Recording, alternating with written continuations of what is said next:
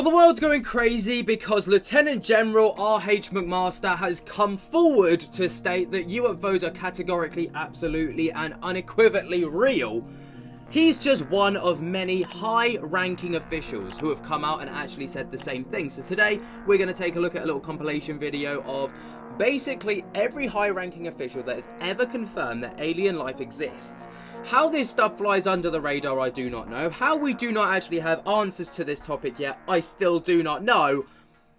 Especially when you've got people on this list who are coming forwards. He says he's going on there and they're getting this. So retired Navy Commander David Fraser. Thing hooked up, and as he's looking down, you know, because they're, I don't know what, 50 feet above the water, he sees kind of this dark mass coming up from the depths. And they start to hoist the diver up, and they've got the BQM, and as they hoist it up, he says, and he's looking at this thing going, what the hell is that? And then it just goes back down underwater. It just like, once they pull the kid and the BQM out of the water, this object descends back into the depths. So he thinks, well, that was pretty weird. So he goes out, he says, not too long later, you know, a few months later, he's out and he's picking up a torpedo. So he says they hooked the diver up on the winch and they're lowering him in, and as he's looking down, he sees this big, massive, he goes, it's not a submarine. He's seen submarines before. Once you see a submarine, you can't confuse it with something else. True. This big object, you know, kind of circular, he says, is coming up from the depths, and he starts screaming through the intercom system to tell him to pull the diver up, and the diver's like a few feet from the water. So they reverse the winch, and the diver's thinking, what the hell's going on? And he's getting pulled up, and all of a sudden, he said the torpedo just got sucked down underwater, and the object just descended back down into the depths, and they never recovered it. You know, let's just say... Wow. That's pretty insane. Like, that must be a USO, right? Because, I mean, it's an unidentified submergible object. Pretty terrifying stuff. The next person comes from retired Lieutenant U.S. Navy Commander and FA-18F pilot Ryan Graves. Now, Ryan Graves, you might remember, was on the panel with David Grush when he did his congressional hearing back last year, actually. But just over 12 months ago. So, you know, that might be why multiple people will recognise this guy. He's a credible source, especially to be stood in front of Congress under oath, testifying what he knows. Since the 50s or 60s, there's been reports internationally of events occurring, not just from civilians, but from military and commercial pilots as well. I don't think that there's a complete enough picture on that, and there's some natural boundaries about what we want to share with our international partners and how we do that, you know, especially in the modern age here. But I think going forward, the way we really bring this conversation to something of a conclusion, if that even can be done, is to really engage with the international community on this topic and to say, hey, we invite you all to, you know, help us figure this out, because I don't think America or one group within the United States really has the authority to speak for the entire world to say it's none of you and it must be this. So I think we really need to bring in the international community. So look, I completely agree. I think, you know, who's to say who's ready and not ready for disclosure? Who's to say that we're not prepared for this? And also, who's to say that these people who are high-ranking officials that have been doing their jobs and very credible in their careers doesn't have the authority to speak about this topic or, you know, disclose information about this topic? It's very sus, it's very suspicious, and it really grinds my gears, if I'm honest. I think we all want... So this is former US Army counterintelligence agent Louie Alzando. Not this, but obviously I'm assuming this guy is talking to Louie Alzando. Do you think any government has recovered a crashed UAP?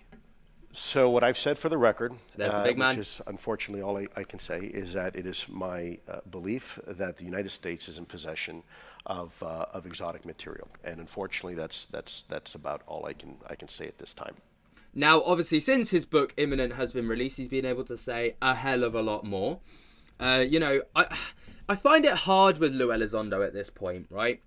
Because every time I see him make a public appearance since his book release, which was, you know, about 2-3 weeks ago, he's on CNN, he's been on podcasts, he's been on the Joe Rogan Experience, and each time his claims become wilder and wilder and wilder. Started out that he's seen UFOs. It started out, he knew of people that had seen UFOs. Then he'd seen UFOs. Now suddenly he's held UFO materials at Roswell. Even though and then claim that there were 2 crashes at Roswell, not just one. So, you know, it leaves people wondering, like, how have you gone from this to this to this? You know, the claims get wilder and wilder, and it's almost like Is it true? Is it not true? Let's go back. Dr. Hal Putoff, PhD, former Stargate member. A little bit. And, historically, there's some kind of iconic events that everybody knows about. Roswell and We all so know on, about where Roswell. these craft crashed. What do you think about that? I mean, is that all real or not, or what? Well, I don't specifically know about Roswell because my involvement has been looking at recent data. There may have been some crashes. Of what? We're not going to discuss them, John. You know that. He said enough. There may have been some crashes. There are claims and people coming forward with pieces of material that they came from crashes. Right. So, yeah. so we're at least taking it seriously enough to examine materials Right. like that get provided to us, see if there's anything we can learn from it. Yeah. Point you had said that there might. I mean, he said enough without saying anything at all, right? The next guy is former U.S. Air Force officer and counterintelligence officer David Grush. Now, this man needs no introduction, I'm sure. There has been harmful activity or aggressive activity. Has any of the activity been aggressive, been hostile in your reports? I know of multiple colleagues of mine that got physically injured. And the activity, and I got by UAPs or by people within the federal government? both. Okay, so there has been activity by alien or non-human technology and or beings that has caused harm to humans.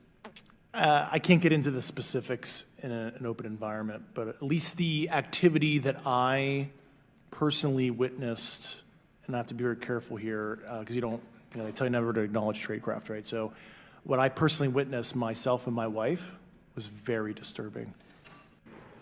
I'm curious. Again, said enough without saying enough or saying anything, And this is what I like about this topic right now, is obviously a lot of people are under NDAs or, there's a lot of threats that run around which, if you run your mouth, you're going to get yourself in trouble. So people skirt around the topic and they basically confirm without flat out confirming, if that makes sense, which if you read between the lines, no. So next we've got Dr. Gary Nolan, PhD, head of Stanford's Immunology Department. Do you believe that extraterrestrial intelligence has visited planet Earth? I think you can go a step further. It hasn't just visited, it's been here a long time, and it's still here. I remember this at the Salt and it has convention. basically, people talk about the wow signal, looking for extraterrestrial intelligence. The wow signal is that people see it on an almost regular basis. That's the communication that's already here. It's pretty wow. And that statement seems so incredible that it's tough to believe, right? Like, people hear that, and maybe a lot of people here hear that, and they don't believe it. And so I'm curious, if you had to assign a probability to that statement, that you believe extraterrestrial intelligence has visited this planet, what probability would you assign? 100%. And that's not just my opinion. We have three. That's a really interesting topic. If you want to check that out, check out the Soul Convention, SOL, on YouTube. They've got a whole YouTube list full of basically sit down TED Talks with these people. Gary Nolan's highly, highly interesting. Really recommend you go and watch it. So this is former Deputy Assistant Secretary of Defense and former Intelligence Christopher Melon. Now, obviously, Christopher Mellon's a very polarizing figure within this space. Actually, everyone is, but let's listen. Galaxies of secrets. And I was very deep in two of them, but not in the third. We have the intelligence community, which has its own whole world of secrets. We have the Defense Department, which has hundreds of programs that the intelligence community doesn't know about, and largely vice versa. Then we have the Department of Energy, which has tens of billions of dollars of black programs. And there's some intersect. But since I left the government, I have learned new things and new information that have raised a question as to whether there wasn't something outside of that system that was so special, so super secret, that it was kept out of that whole process. And so that's one of the questions. And that's one of the reasons Congress is taking the action that it is. Well, I'm totally convinced that we're experiencing. Right, we all know about this, Matt, and Rear Admiral Tim Colart, who has obviously come out on multiple occasions, News Nation, Ross Colart, in this one, The Big Thing, to talk about his experiences. He's more geared, obviously, being a Rear Admiral, more geared towards the USOs as opposed to the UFOs, but he's encountered both. Experiencing a non-human higher intelligence. By the way, there's non-human intelligence all around in the ocean, especially when you look at marine mammals like whales and all that. But this is non-human higher intelligence, and they, of course, are possessing craft, vehicles, whatever that can do things we can't explain, and with technology we can't explain, and with laws of physics that are not what we know them to be, obviously.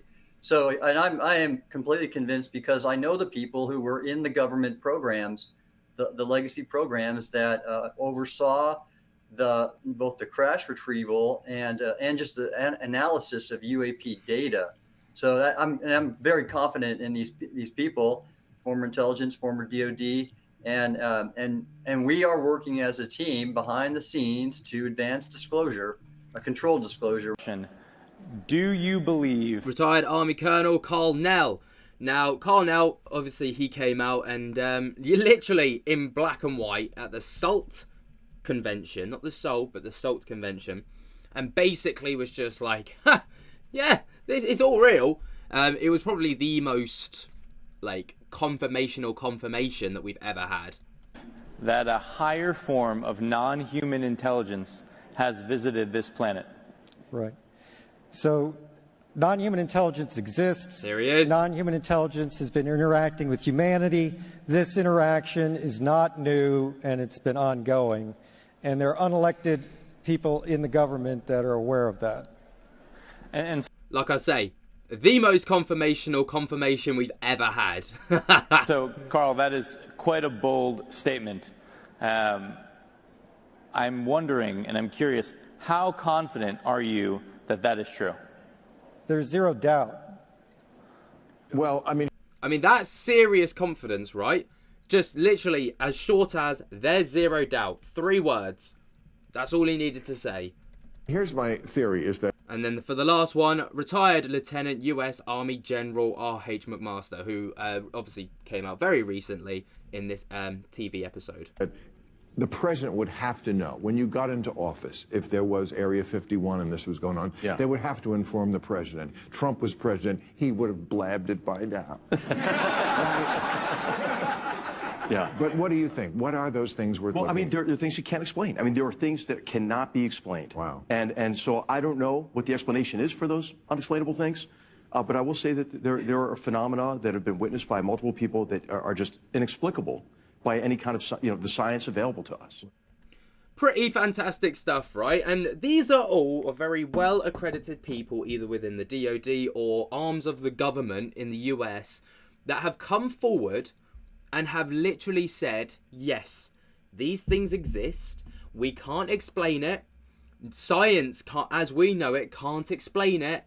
And this is absolutely happening, and it's completely legit. What do you guys think, though? Obviously, there are a few names that have been missed off that list. People that spring to mind are, oh, God, what's his name? He wears the glasses, and he worked at, oh, my God, he worked at Area 52. What's his name? Stephen Greer. Dr. Stephen Greer? No? Who is it? Oh, this is going to really bug me. It was Stephen Greer. That's exactly who I was thinking of. This man right here.